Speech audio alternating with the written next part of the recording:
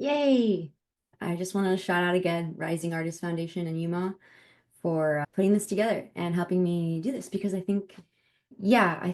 I guess we should just get into it. Maybe that's what I think is very subjective. Also, I'd like to start off by saying that I've been doing this for gosh, like 10 years now by myself.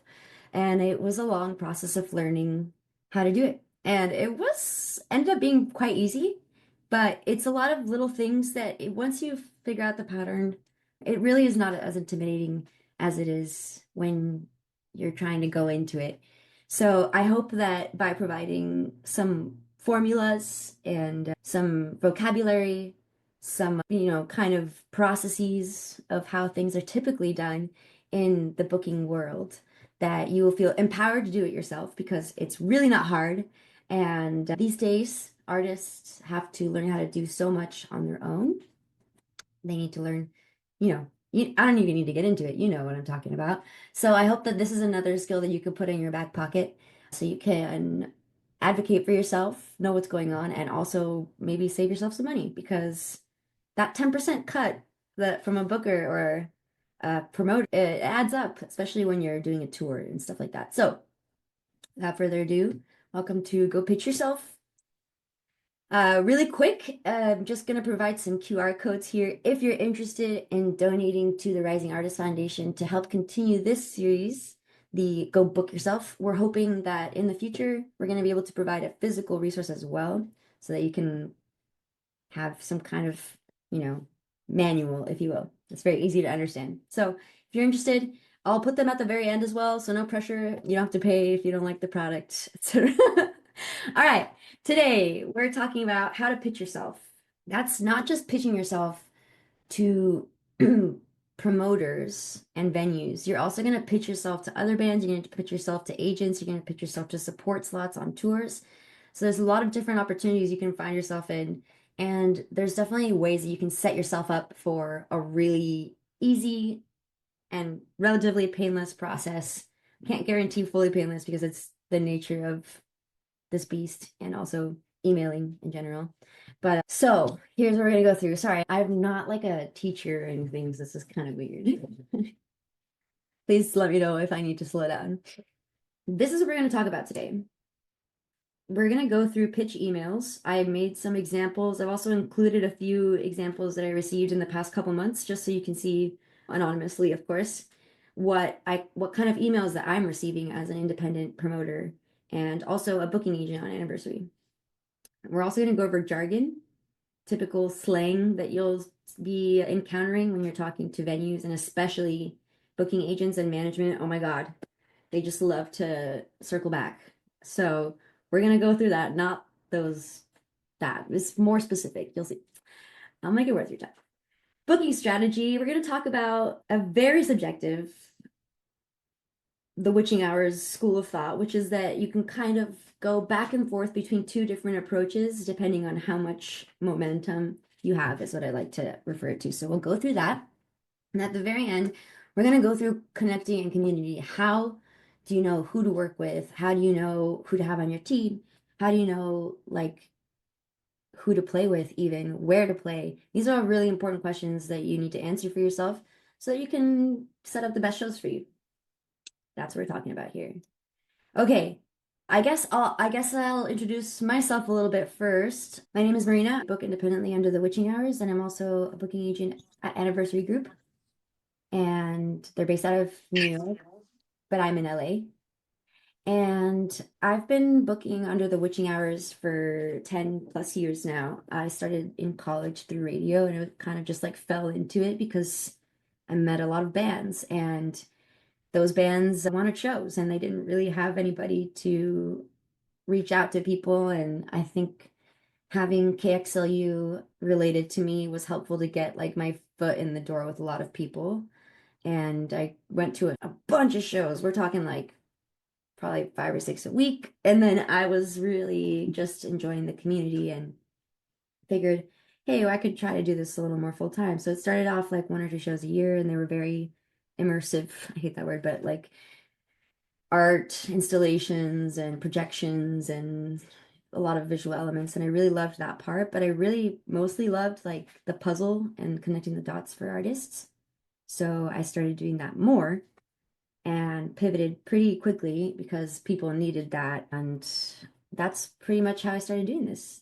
I spent a lot of time figuring out how to do things, spent a lot of time getting, ignored on email. I definitely understand what it's like to not have those relationships established. And I just want to say that it's not a big deal. And if you're not there yet, you will get there because it's really easy. We'll talk about that, how to do that, but you just gotta show up. All right, first off, today we're talking about how to pitch yourself, booking agents, and talent buyers. That's the in-house booking agent at a venue. They get so many emails a day. So you need to figure out a way to grab their attention while also providing a bunch of information up front. And this is something that a lot of people don't realize. The more information and the more work you provide up front, the more likely they are to book your show. Because, like I said, booking agents and talent buyers, they get so many emails every single day. So if they were to be in charge of fully booking out every single lineup and, or for example, looking up your band on Bandcamp and Instagram and Spotify and trying to get all the numbers to see if it's a show that makes sense, all that stuff, the more you can provide upfront, the happier it makes the talent buyer and the booking agent. So we'll go through how to do that. Some key points about booking yourself and also pitching on email. The biggest note is that talent buyers typically book at least 6 to 8 months in advance. So if you're looking right now to play in April, like chances are you're not going to find a really good date or you're not going to find a deal or the dates are already gone. So your best bet is to be looking 6 to 8 months in advance. And that's like kind of crazy to wrap your head around, but that's just something you commit to and you hope it works out. But that's kind of the timeline that everyone's working on the back end. Even right now, November is really booked up all over the country. So just think about that. Second key point is subject lines are super important when you're trying to stand out and provide information in a tsunami of emails that they receive every day. So I'm going to point out the subject lines in these example emails. And if anybody has any thoughts about that, you let me know. But you'll see which ones provide enough information and which ones don't. And if I get an email that's very vague, I'm probably not going to like spend time reading it because it will require more work. Third thing, you must have some kind of non-social media outlet for your art that isn't Bandcamp, Instagram, X, TikTok, anything like that. You need it outside of social media, and that is because that will remain. And you can really personalize that. And it also allows you to collect a lot more data, which I will be emphasizing a lot in the next 2 or 3 workshops. So just think about other ways that you can support explaining who you are in a really easy way. EPKs, I've heard from some people, that's electronic press kit. That's typically one PDF sheet or maybe a little booklet if it's for an album release, for example. But typically those will have all the information that makes your band look hot. Basically, they'll have photos, quotes from interviews or reviews of the rap music, big like highlight shows or festival appearances, etc. Stuff like that. So it's like the somewhere between a resume and a portfolio, an EPK. Some people are saying they don't really read those anymore. I think it's still really important to make one anyway. So think about that. And there's a bunch of tutorials on YouTube about how to make an EPK like in a very professional way. You can also make it however you want, and that's kind of the beauty of it. Some of my favorite pitches and EPKs I've seen are ones that feel super homemade but full of love and personality. And that to me, like I still remember those EPKs and maybe not the ones that are more like normal. Number 4, promoters are super important because they are curators in the scene and they also connect the dots between the artists and the venues. So if you are having trouble hearing back from venues or you have trouble getting folks out to your show, consider working with a promoter. And sometimes that means just reaching out to them on email or even Instagram. And typically that means going to shows, going to their shows, meeting them, and creating that kind of community with them. Something to consider. Again, five, really reiterating that as much information up front as possible will definitely like guarantee a better shot at getting your stuff booked. And number six, we're going to talk about slang. All right. Pitchy videos. This is so easy. It feels really intimidating because it's like, wow, how do I like sell my art to a talent buyer? Like how do I make it sound juicy enough? So I'm telling you, it's even way easier than that. And it's very straightforward. And I'm going to show you a few examples of good and bad examples that I received and that I made.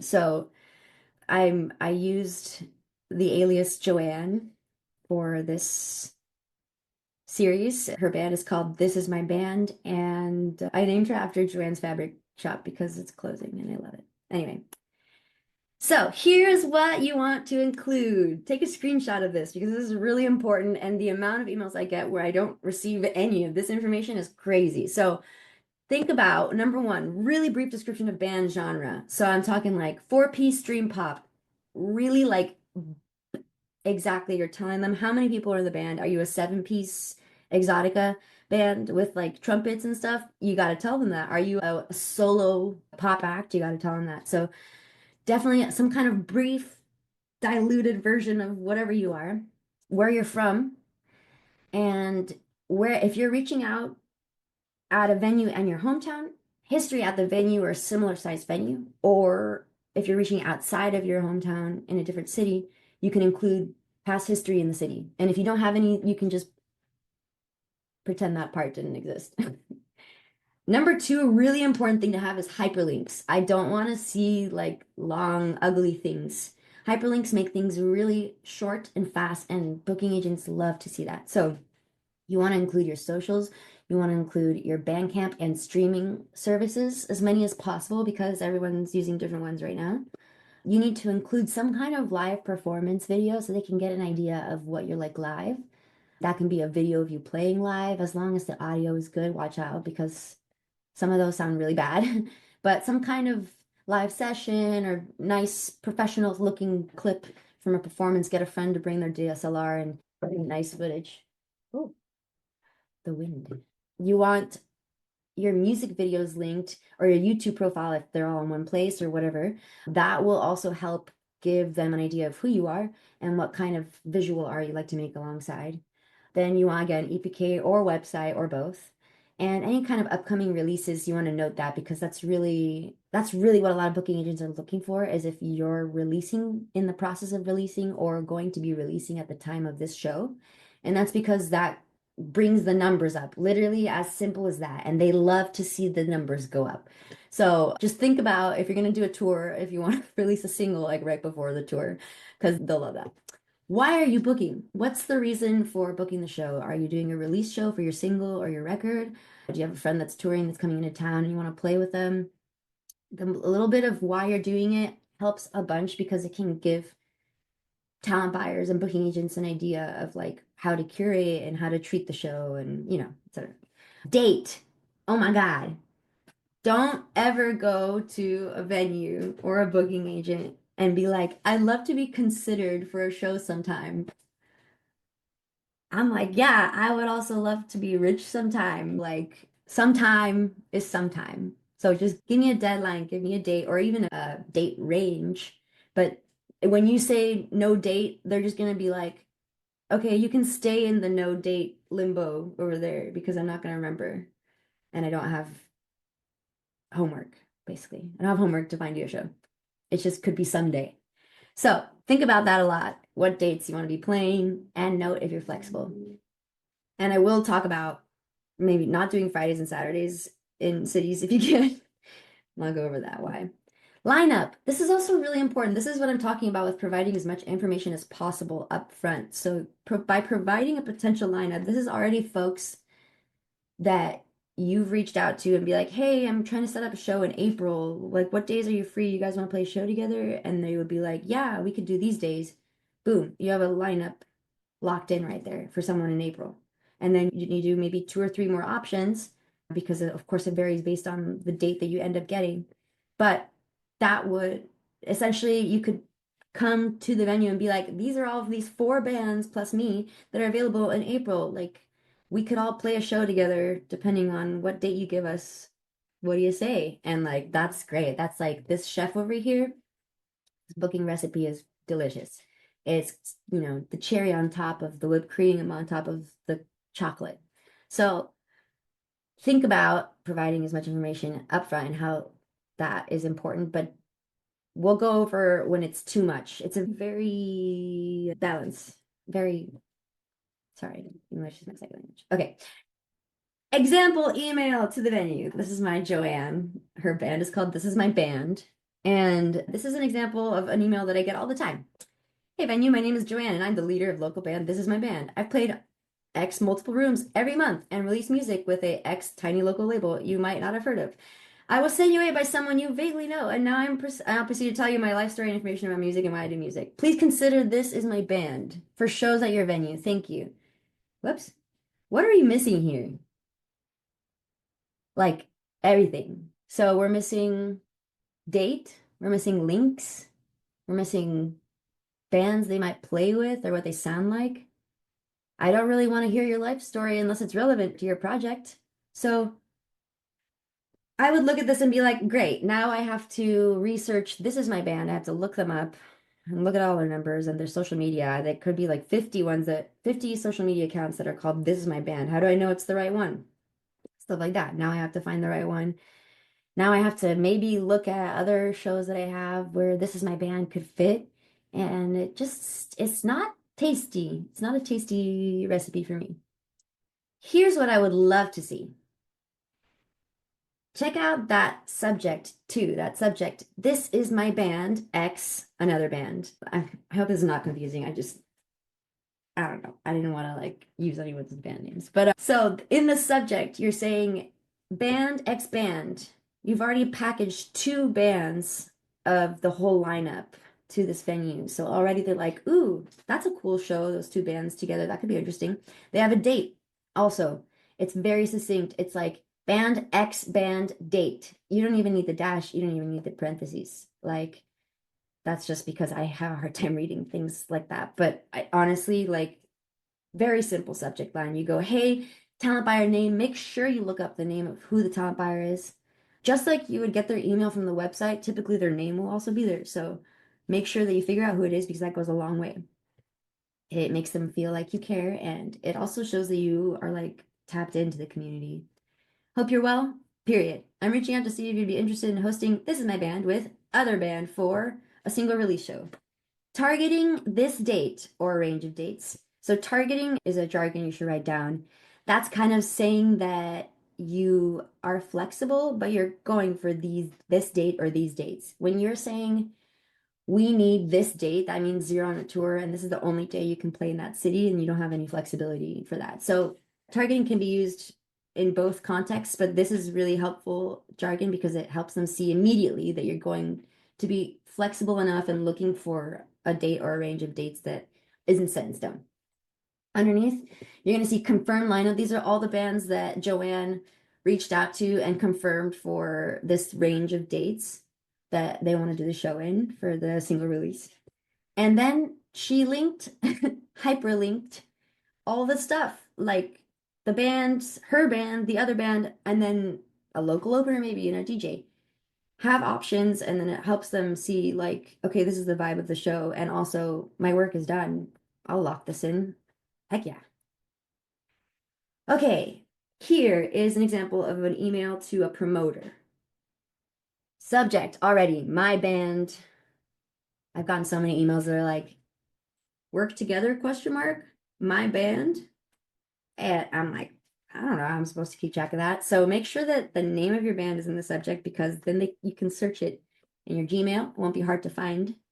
Biggest thing I get all the time is people calling me witching hour, the witching hour. It's with the witching hours. So make sure that you're spelling the promoter's name right. Make sure that if they have their name out in public, make sure you're calling them by their name and not their promoter name because they are people. Just reach out to them like a human being and try to be respectful of, of what they do because you're coming to them asking for a favor. My name is Joanna Smith, and I have a local band called This Is a Band. I love your work and I love to play more shows. Would you have any shows that would fit in the next coming months? Again, here we have the very open-ended, like, would you have any shows that we could hop on? That means I have to keep Joanna's band in the back of my head for the next like 4 months while I'm booking things months later, being like, oh yeah, that one band that reached out to me with a super vague email, they would be great for this lineup. Like, that's not how that works. So that's just human brain overload with information. Just think about how many emails these people are getting every day. So again, we're missing links, we're missing dates, we're missing people they would play with. Joanna, I don't know, I keep changing her name, but she's got to get her stuff together. This is what I would love to see as a promoter.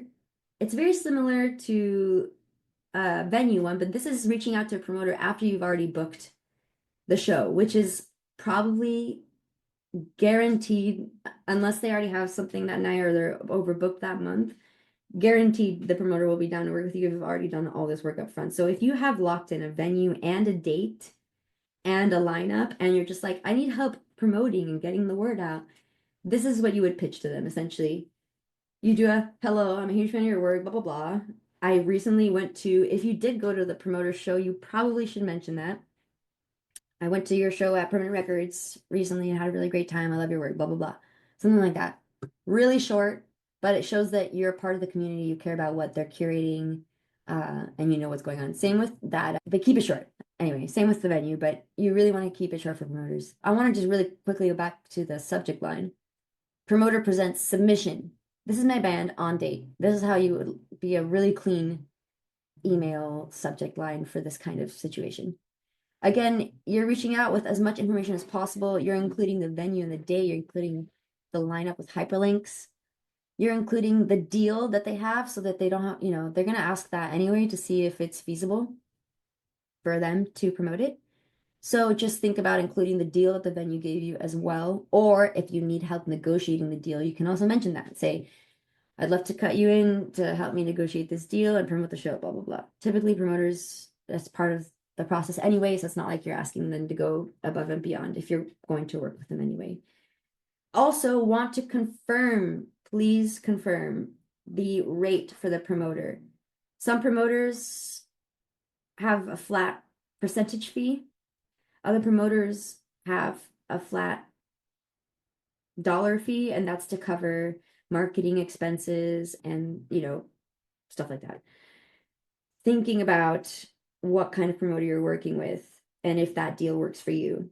You want to confirm though, because some promoters take 10% off the top of the whole show. Some promoters only take 10% if they're working with you. Some promoters take, 500 to do a flyer to pay their graphic designer and the marketing and the ads and the flyers around town and stuff like that. So just think about, you need to briefly mention money and like what they'd be able to work with. Here are some real emails I got. These are really close. These are really close, and I want you to look really close at what they've included. The top one, they said, my name is band or my name is person and I have a band based out of location. Very good. We have a location. I know they're from Boise. They're going to be touring in LA. I'm going to have to ask, have they been through LA before? What are their numbers like? Or is this their first time? That will help me gauge, you know, what kind of venue I need to be reaching out, what kind of bands I need to be reaching out to help bring folks out, etc. So they mentioned going on tour this fall, coming through LA on a date. This is good. Very specific date that they need. Wondering if you'd be able to help me book a show, reach out to a couple spots, but figured I'd reach out to you as well. So they're talking about they've already done a lot of this work, and all you need to do is just help promote it, basically. Help me negotiate with the venue. Oh, I just got a message from Nerea. Folks are asking about the difference between a talent buyer and a promoter. That is a great question. I will quickly go over that right now because it's very relevant.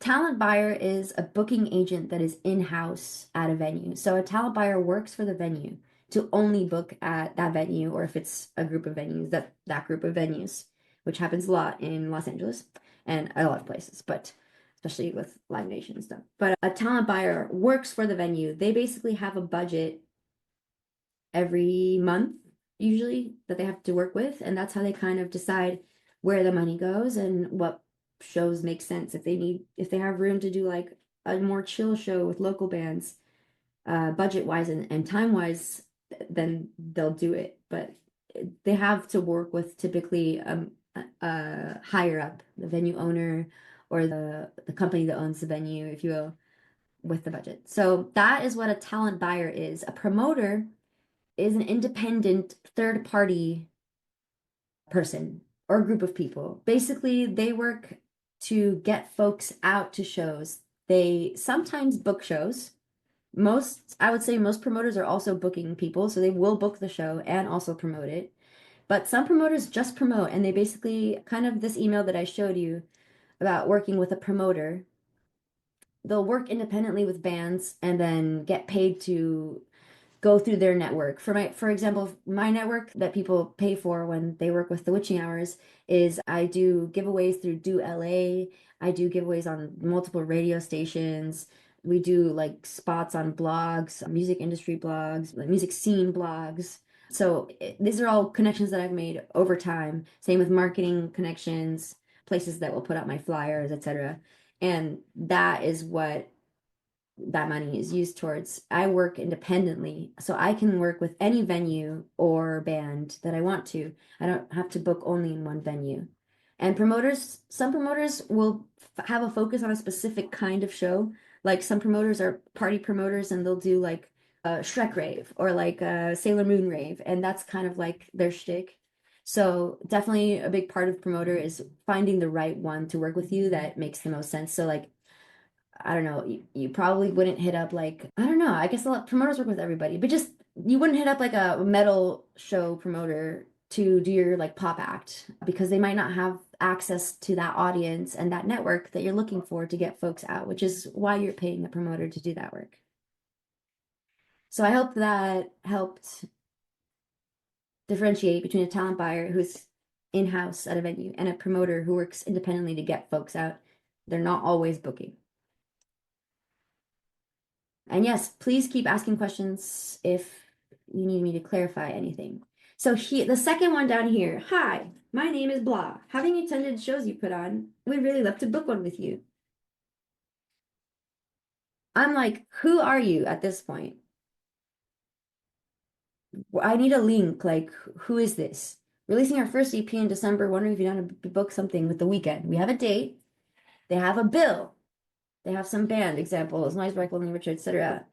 Or they're happy to jump on a bill below his Bandcamp. So I would put the link immediately or like in a section that looks very obvious so that they don't have to read through a sentence to find the hyperlink hidden within. Like you just have it separately. That is probably the easiest way to do it. But this one's also really close. They have dates. They have 2 date options, which is great. They have an idea of a bill and it's short, it's sweet, easy. Great. Bottom one, hey there, I saw you DJ at Sway, and I was aware of you through that and Friends Flyers. I'm wondering if you knew anyone to book or would be interested in booking in a rock shoegaze band. The friends you've worked with only have nice thing to say. I have 2 shows coming up. If you wanted to swing by either, I can guest list you. So this one was really interesting because it is sweet. It is short.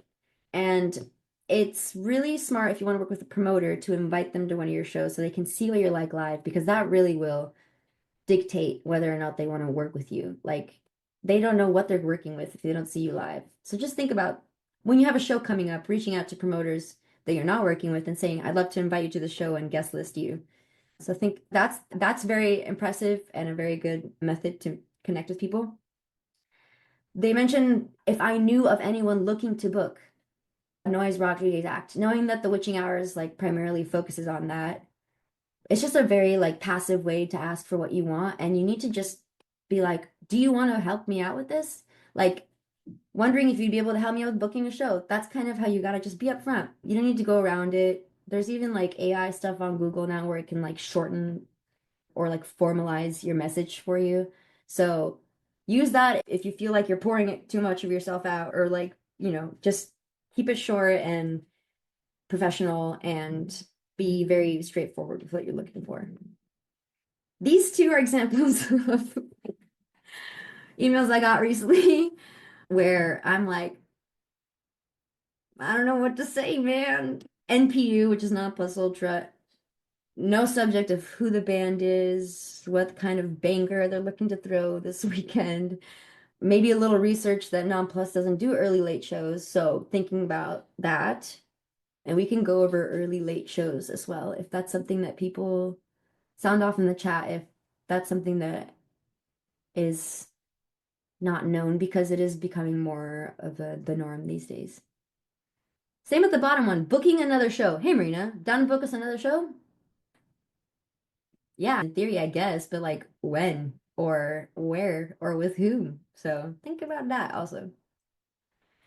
This is what I want to see when a band emails me to get on a support slot for my big artist. Okay, so this is what I see in Anniversary way more, where I'm working with an artist and somebody reaches out to me saying, "Hey, I saw they're playing in my city.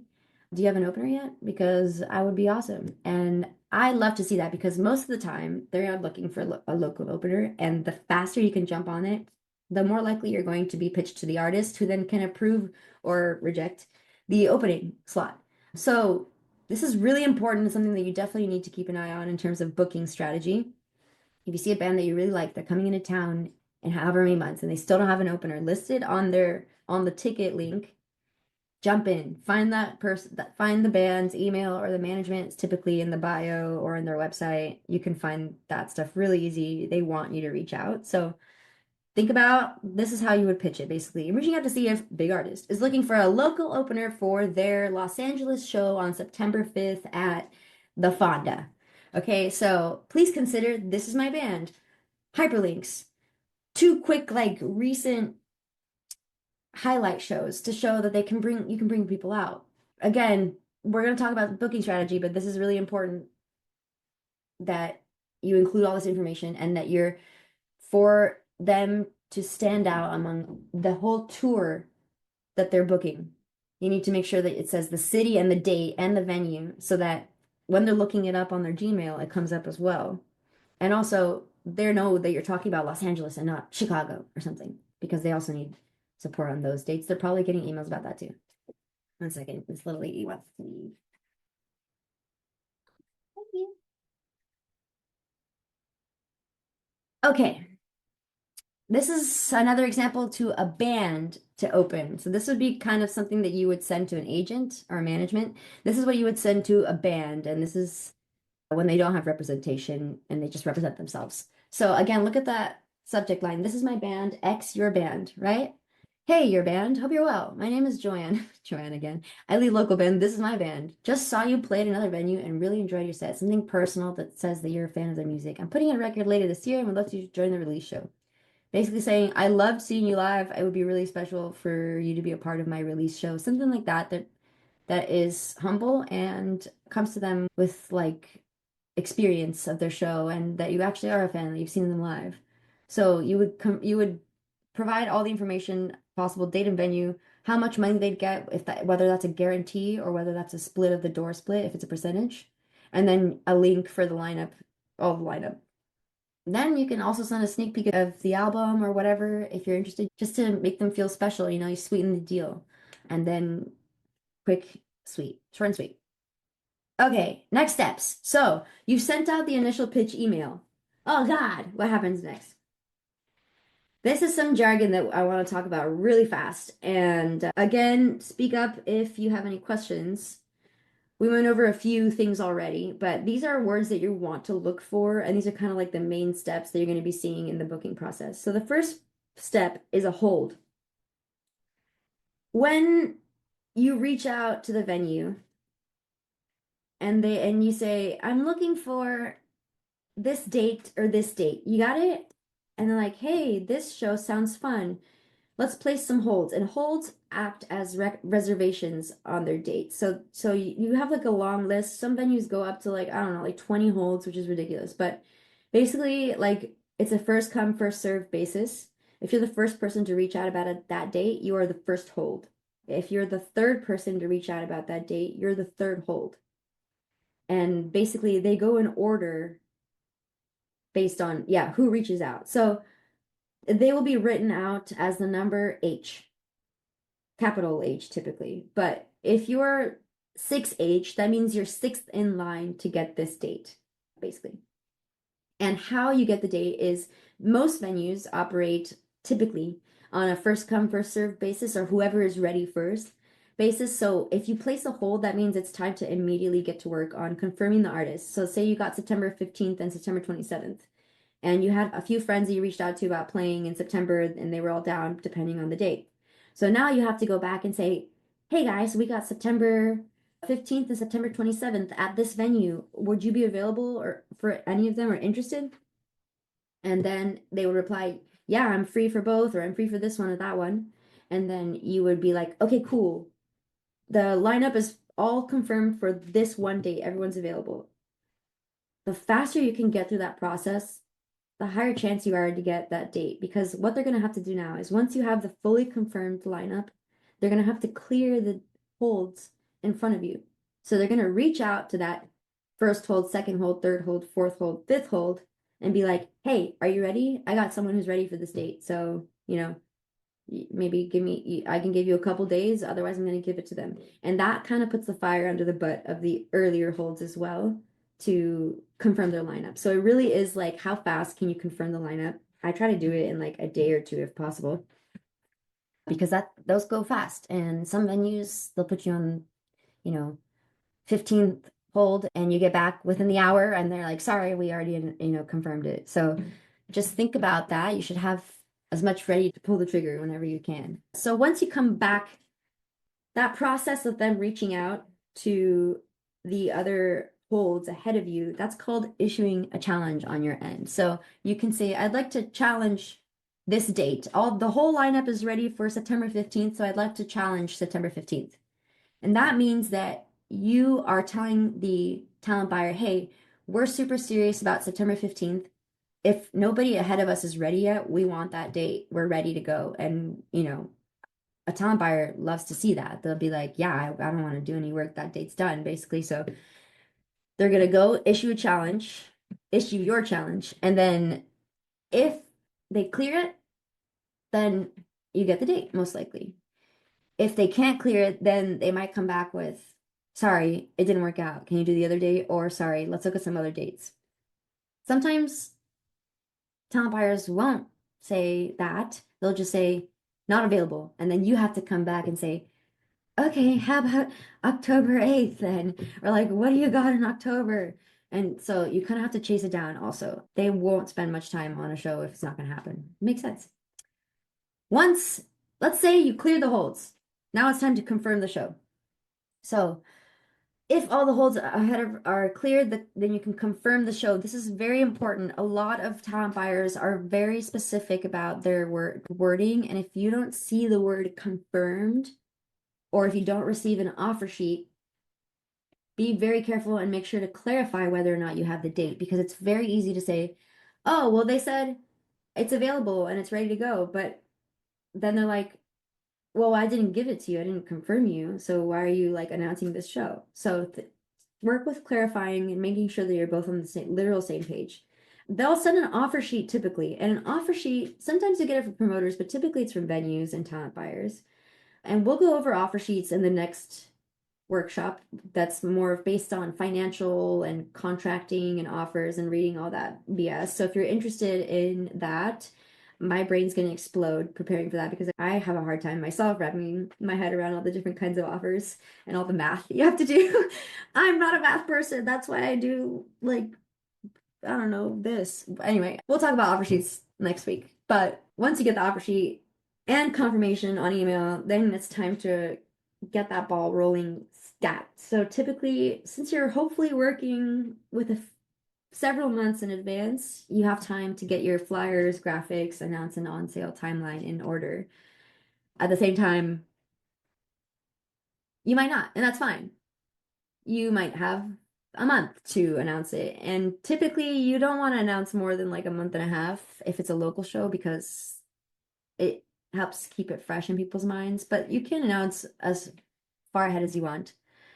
And that is kind of your plan that you can decide with yourself, with your team, with your strategy of the bigger picture of booking, when you want to announce the show and when you want to on sale. This is two wording that you will run into a law, which is announce slash on sale.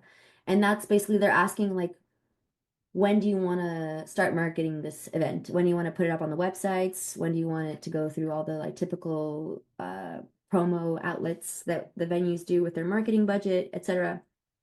Sometimes it's written as A/O if they're feeling real lazy, but announce and on sale. Those are really important. Sometimes they're on different dates, especially if you're announcing a tour. It's really fun to announce a tour and then 3 days later put the tickets on sale. And sometimes you can do scaling for the tickets so you can have, if they're like signed up for your email list, they can get a pre-sale code and buy tickets 2 days ahead.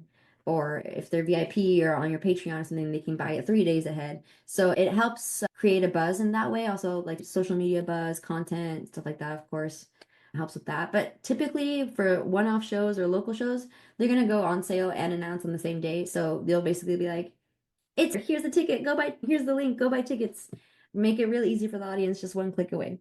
And I want to know in California, I know those people from all over the world here also, but in California, emails count as written contracts. So if they give you a hard time at any point, or the offer sheet doesn't reflect what the emails have said, the email is a priority, so you need to screenshot that and send it to them and make sure it reflects the email, the initial negotiation that was agreed on. Because sometimes they mess up the offer sheet or whatever, and then all of a sudden you're not getting the deal that you sold to the venue. So again, step one, reach out to the venue with date, lineup, reason for booking, and links. All the information up front. If the venue likes the show idea, they'll reply with availability as a number followed by H. The earlier you reach out, the higher up in that queue you'll be, obviously. Step two, you ask to place a hold on the date that you were offered. So that doesn't mean that you're confirming the lineup or anything. They said, hey, we have these dates available. Which ones do you want? Then you can place a hold or multiple hold on multiple dates, and that will put you in line for those dates essentially. This is also when you can negotiate your deal. You can say, hey, I have this really cool artist coming. They're going to bring a lot of tickets. I think we should do a guarantee, or I think we should do a higher percentage of the door or a percentage of the bar to kind of help compensate. So this is kind of where you would do some light negotiating. And again, we'll go over that in the next week. Step three, you go, okay, venue says, sure, you can have this date. We do 80% of door after 500 expenses. Again, we'll go over how to negotiate and how to read that. But that basically gives you, they're just going to offer you the deal up front. And there's usually not much wiggle room because they're working again with that monthly budget. So they're kind of trying to balance what they can use that budget for. And you can try to negotiate, but typically once the bands are confirmed, that's when you can really have like some strong arm and be like, look, this artist is huge. Like, I need a little more money if possible up front and see if they would be down for that. And this is totally typical stuff for agents and talent buyers to talk about. Like, it might feel uncomfortable because it's art and artists are like programmed to not ask for money or some shit. Like, I swear, it's insane. It's like, I'm so sorry to be a burden and ask for my payment that I deserve, but it's been like 4 months and I still haven't gotten paid. The amount of times this happened, that you need to make sure that you're getting your deal upfront. And the more upfront and transparent you can be about your financial needs with a talent buyer, they can understand like, well, I've got a couple people coming from out of state, and so I need at least this much money to cover some, their travel, blah blah blah. Stuff like that. You can kind of level with them human to human in this phase. And then step four, if the hold's clear, then you're set to announce. It's amazing. When you announce, this is huge again. I want everyone to etch this into their brain permanently. But announcing and on sailing or both really need to be coordinated. It's like a group effort. So they really need to be announced with everybody's schedules to be at the same time and date so that everything gets inundated with this show. It makes a big splash. The more weight you put into it, the bigger the splash. So everybody should coordinate if you're putting the show together, the other bands, make sure they have the link and the flyer and the plan. You say, hey, here's the flyer and the link. We're announcing Tuesday at 10 a.m. so that everyone can post at the same time. I think collab posts are also doing okay again or something.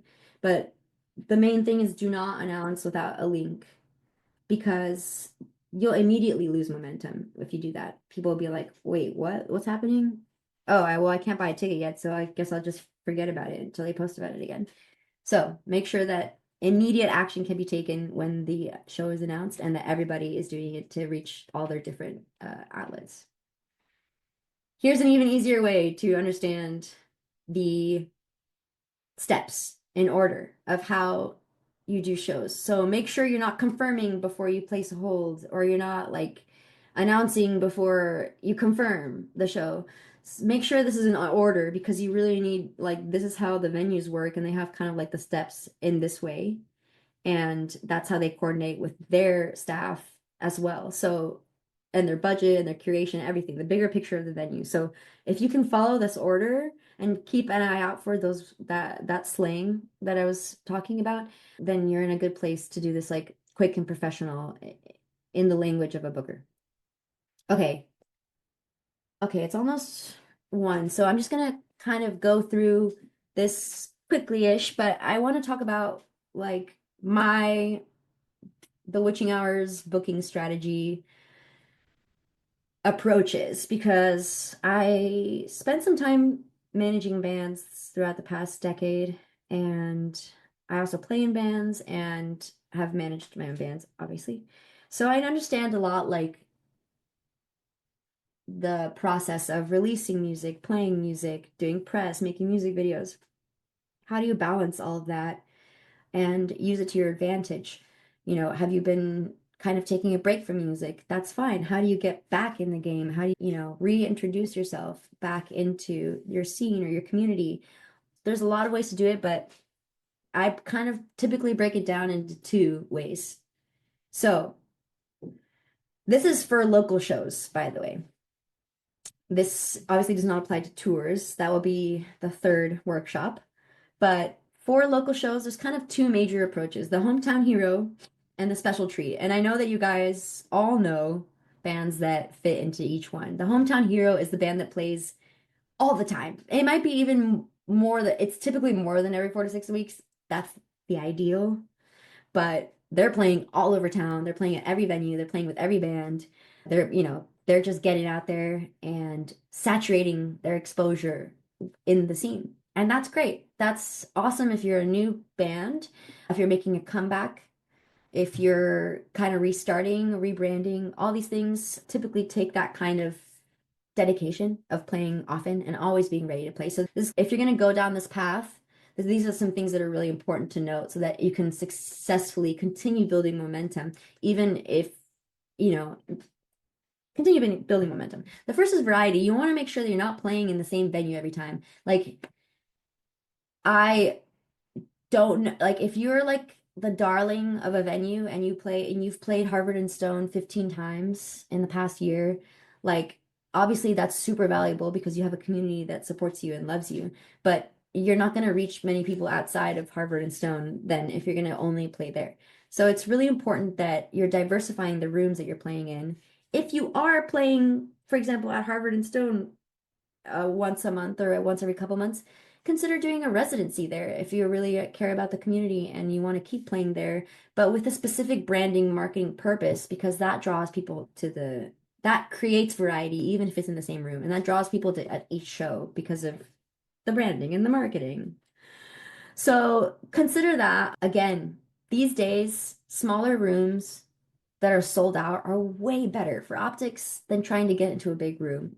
Like, I don't know how many big artists are doing like intimate sets in like 150 capacity rooms, and those sell out multiple nights in a row. And that looks way better than struggling to fill a lodge room. So think about that. Like, it's not an ego thing, it's just a strategy thing. It feels better when you're playing a packed room, and also for the optics, like people see that you sold out a show, even if it was a small capacity room, even if it was permanent records, it still counts. You sold it out. The videos look packed. These are all things that are valuable for your portfolio in the future. So something to consider. You don't always have to shoot for the big room. And I'll talk about too the importance between not headlining too soon as well. I don't know if I made a slide about that, but I'll just go over really quick. Like, a lot of bands, they think, oh, we're playing all the time and people come out to our show, so we should just headline a bigger show and people will come. And that's not typically true. You need to make sure that you're doing support for bigger acts That's it kind of goes, okay, you play a bunch opening for shows, opening, and then you get kind of like a bigger gig opening for a bigger band, which creates a lot of momentum, right? You do that a couple times, and then you might be ready to headline. You could say, I could myself bring that amount of people out, not just the people that are also playing with me, but just myself. And that's something that you have to be honest with yourself. It's not personal at all to your art. It's a lot of it is not art. It's actually just marketing and business strategy, unfortunately. We have to do both of those things as artists these days. And I guess marketing is an art, and strategy and business art is an art as well. Just something to think about. Ready to go. Yeah, a band that's just always ready, always can say yes. They're the kind of bands that I hit up. Oh shoot, somebody dropped last minute and I need a band that can bring folks out and they're ready to play within 24 hours. They're constantly rehearsing, they're tight, they're constantly playing, and they're just down to have a good time. Those are the kind of hometown heroes that will create community, and then people will come to you first when they're looking for someone because you are around, you've exposed yourself a bunch. The other approach is special treat, and this one is kind of when you're reaching closer to the big act support slash headline phase of your band. And that means basically you're only playing 3 to 4 times a year. And what that does is creates way more of like a unique experience. If you're between albums, for example, this is a really great way to market shows differently because you might be playing the same set essentially for a year or two doing the album rollout. So if you're still doing a similar or the same set with the artwork and the projections and everything kind of on this album or on this phase, it gets stale. I know for myself, how many times can I convince my friends to see like my same set 100 times, and sometimes you pay more, sometimes it's free. So that's called cannibalizing tickets also. If you're playing a free show and then, sorry, if you're playing a ticketed show and it's a $20 ticket, and then 4 days later you're playing a free show, like people will drive across town to go to the free show. It doesn't matter if it's far away from each other. East Side and West Side are not different cities as much as people want to admit that in LA. Like they're the same city and people will drive out to see you in either one if they want to. So just think about how you're going to be spreading your audience thin. You're going to say, some people might pay $20 to see me, but most people want to see me for free, or some people want to see me for free. And then you're kind of splitting your audience in two, the people that want to pay and the people that don't. So you can do that, just have more time in between them so they're not saying, oh, well, I can just see them in 3 days for free. Why would I pay $20 to see them to play? You say, oh, I don't know when I'm going to see them next. They only play 3 to 4 times a year. So I really need to get on this, even if it's $20, And that's kind of how you work as the special treat. You make sure that every show is very unique, it's marketed very differently, and it creates something that's enticing to the audience that will make them want to come see you again. Is that so? Okay. Okay. All venues also have radius restrictions, and this is something that you really should look into. It's something that a lot of bands violate without knowing, and it might not legally get you in trouble unless you're working with larger venues, but it doesn't look very good. And promoters and talent buyers typically kind of get mad if you're playing shows so close within each other in the same city. So the rule of thumb is you want to wait like 4 to 6 weeks to play if you're going to be playing a lot in your hometown every 4 to 6 weeks maximum. So we're talking about once every month or two, preferably. Those are two different paths, and you can dip between the two of them. That's kind of the best part. You don't have to just commit to one. You can tell based on your momentum what your band needs in the moment, and you can go back and forth as needed. Momentum. This is kind of, I don't know why I like that word a lot. I think it looks pretty when it's written out, and it also sounds nice. Like banana, momentum, banana. But so momentum can help decide your strategy. Momentum is created by buzz. It's kind of like this ethereal, abstract idea of are people talking about my band? Are we getting engagement online? Are we getting press write-ups or playlisting? What's creating momentum that's growing the band? That maybe if you have a lot of momentum, you might want to cut to the special treat path because it helps create more value for your tickets. You don't have to keep playing because people already know who you are. The momentum is there. So that would be kind of something that I would start going into if you're in this place where you've just released a record and you're doing a bunch of press and blah, blah, blah. Sometimes you just need to cut back and play 3 or 4 times a year. If you're between albums, are kind of slow on the momentum, you're taking a break or you're writing and you haven't played in a while. These are all things that kind of lower the momentum of nothing is permanent, of course, but you can increase the momentum again by applying the hometown hero path so that you get more exposure. People are like, oh yeah, they're back, they're playing again. You create buzz that way if you don't have any music to release or any kind of like press stuff around it. That's my recommendation for using hometown hero. Okay, final thing, and then we'll go to questions. Oh my gosh, this is crazy. Okay, I need some mate. So, connecting in community is super important when you're doing DIY booking. Oh my gosh, for everything. I think it's just important for building a career and yeah, period. So, unfortunately, for all you introverts, all us introverts, I'm not an introvert. I don't know why I said that, but all the introverts out there, that means going quite out of your comfort zone a lot.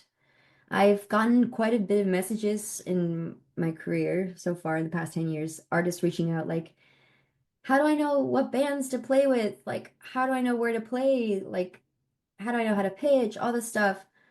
And my biggest advice is just to go out to shows and go create your community. Like, seriously, just go out and do the thing that you enjoy doing, which is seeing live music. That's why we do it. Don't go to network because people can smell that from a mile away. People know that if you're taking them out to coffee to catch up, and it ends up being a business meeting, like you can smell that from a mile away. So just be upfront with what you want. And in this case, you want community. You don't want anything from it. You want to give to the community. Like it's a give and take, obviously, but you want to give to the community. You want to know what scene are you a part of? What group are you a part of? What genre you're a part of? What world are you a part of? Venues have their own communities inside within themselves. Are you a part of that community? Are you connected with promoters, other bands? These are all things that will lead to more opportunities and also makes you feel good. It's hard to do this by yourself. It sucks. So these are some answers that you really need to ask yourself and have questions that you need to ask yourself and have a clear answer to. What bands should I play with? So that doesn't just mean bands who sound like mine, but that also means bands whose audience might like my music. So it kind of has like a similar vibe in a way, even if it's not genre the same, or even if it's not sounding the same. So I like to book a lot of eclectic lineups like that, where you have a pop act and a duo electronic act and a rock band, and they all make shoegaze, some kind of like dream pop shoegaze, but a different version. So the more you diversify your knowledge of bands you could play with, the better you'll be. So make a list, start making a list or an Excel sheet with links and be like, this band is here and they've played here and they sound like this. And that helps you on the back end. Also keep track. What venue should I play at? Be honest with yourself about size. Be honest. Because like I know that my ambient project could bring out like 10, 20 people maybe. And I'm very upfront with that. And that means that whenever I do a show, I'm not trying to play like the Forum with my ambient act. Like I know I need to play like a 50 to 100 capacity room, and I know what my music needs. It needs a quiet place where people will be talking, not no bars. So that these are all things that I consider about what I need. Do you need a big stage? Are there a lot of you in the band? Think about that. Like maybe, yeah, more stage space is important, and sound quality. If you find that's very important to you, then you definitely should take that into consideration. If you've never been to a venue, don't book a show there without going there and checking out the sound system, seeing if you're a rock band, seeing what a rock band sounds in there, because sometimes they'll have DJs and they say, oh, we can do shows, but then once you get a drum kit in there, it sounds like crap. So go see shows at the venues you're considering you haven't been at. Talk to other people who have played there. Is it a good experience? Do they treat you right? Do they pay you on time? Really important. UMAW has a venue survey as well that's linked in my bio and on my website and on their website. That's been a really eye-opening thing for the past couple years as well about people's experiences at venues, how much has changed, especially. So big things to consider. And I will say that Live Nation is not doing the on the road again, I don't think anymore. So there goes that. Who should I work with? You should know promoters. You should know PR people. You should know bloggers. You should know photographers. You should know videographers. Everybody that can help cover the show, get the word out. Absolutely important because it's definitely a team effort. How do I get people to come out to the show? Again, kind of answering those things, but it's more like, what does my crowd like? What are they looking for? What do I need to create an experience for them that they will come out to see me? And who am I missing? Why is my ambient project 70% men from the age of like 25 to 45? Why is that my listener base, and how can I reach more women? Stuff like that. An example, of course, but questions that you need to think about very seriously and maybe make lists. I'm a big list maker, if you can't tell. So that helps me keep organized and not have to keep it up here.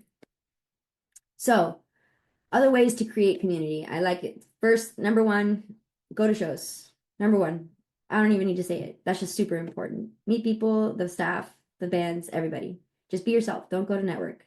Just do what we were put on this earth to do, which is to enjoy live music. Interacting online is really important. If you're more introverted, that is an easy way to create community without having to leave your bedroom. Like you can be an indoor kid and still have friends. You just need to like find the right places to connect with these folks. Sometimes it's Reddit, Discord, sometimes it's YouTube. Of course, social media and interacting with people's art and getting inspired by other people, wanting to collaborate, which is the next one. These are all really important. So community is not just in person and it's not just online, it's definitely both. And collaborating, being connected online opens up for a lot of collaborations.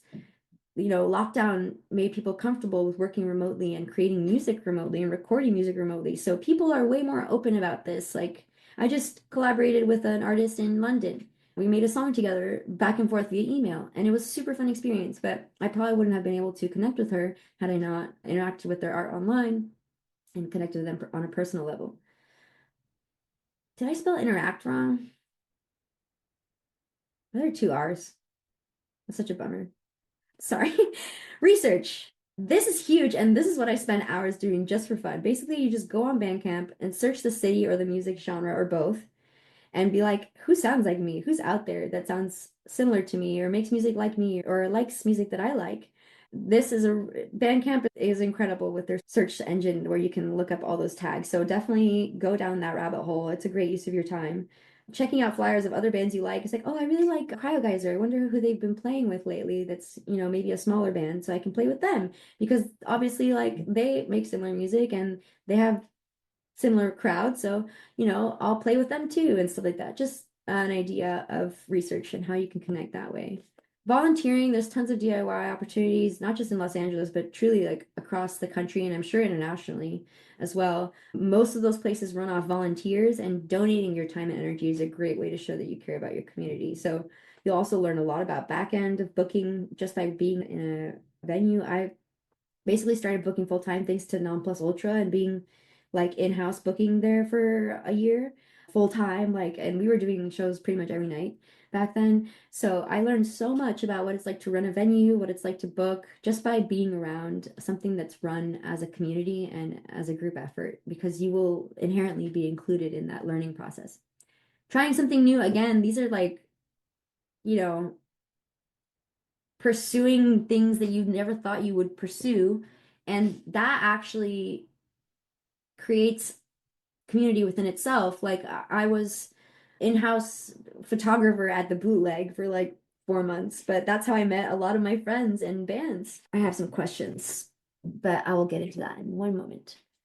Playlist. So again, algorithmically, you can help yourself out, you can help your friends out by connecting the algorithms. Putting playlists on and boosting your friends' work creates community in the algorithm. And so people who are like, I like this band. Oh, this band got recommended to me now because they're in the same scene or they have a similar sound. And that is only created through playlists and algorithms because there's nuances. That's not a big deal, but it is a way to do it, getting around the paid stuff, all BS algorithmic stuff.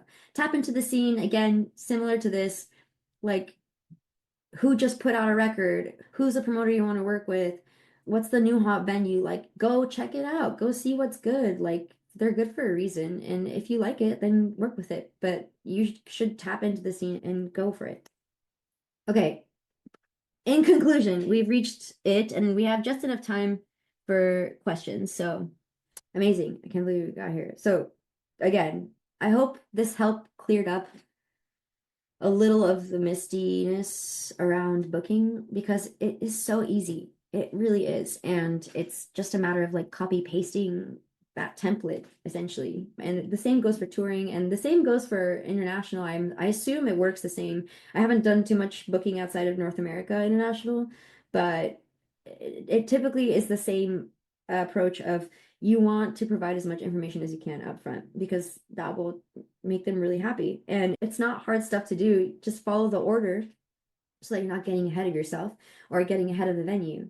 And make sure that you're advocating for yourself. Make sure that you're being clear about the verbiage if they're saying they're actually confirmed or what the promoter's rate is.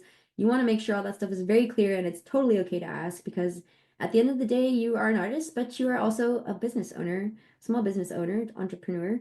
And it's important skills to be able to advocate for yourself and get what you need. So don't be afraid to be upfront, very clear, because like I said, we don't have time to waste on these emails. There's hundreds of them. So ask what you need directly and people will give it to you. If you don't ask directly, it might not get there eventually. So you deserve it. You're working hard. Don't be afraid. So here's some homework for you. These are the things that you should answer for yourself besides those questions that I kind of touch on in number one. Bands you want to play with, venue, promoter, people you want to work with. Number one.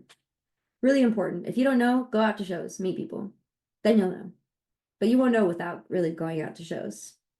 And communities feel when you enter the community to take. So make sure that you're giving as well because what goes around comes around. Two, make your email template. Like I said, you could just copy paste this shit. It's so easy. So make a template, save it somewhere, and then you just adapt based on the show and what you're booking. Band website. Oh my gosh. Super important. Start directing people towards that. Email lists are still relevant. Mostly they're the best to gather data. Data's extremely important. Every single workshop I've been in, they stress data, the importance of data so much. So gather who are your fans, where they are at, where they're living and what they like. And that's the best way to do that and to own the data is to have your own website. And that also moves away from Instagram and Facebook, if anyone still uses Facebook to make events, because like those don't work anymore and you have to pay to get those exposed. They're algorithmically set up to fail if you market on those social media sites. So having a website is really important. And then planning your year. Again, now that we know that talent buyers, promoters, booking agents, they all book at least 6 to 8 months in advance. What are you going to do this year? Are you releasing music in the fall? Then you should be thinking about booking your shows right now. Your release show, especially. You want the best date, the best venue, the best bands. The earlier you reach out and lock those things in, the better date you'll have, the better bands you'll have, the better everything you'll have. Because things move so fast and so far away in advance that, again, having all that stuff locked in ASAP is really important. So this is your 4 points of homework. I have some links here which we can share, but they're in my link tree and of course on the websites for UMAW and Rising Artist Foundation. The Office Hours series is great. There's some video content of the workshop as well. So if you're interested, go check that out and then you can RSVP for the next 2 Sundays, same time, noon to 2 p.m. And the Witching Hours website is an example of my website that I built from scratch and it's very simple.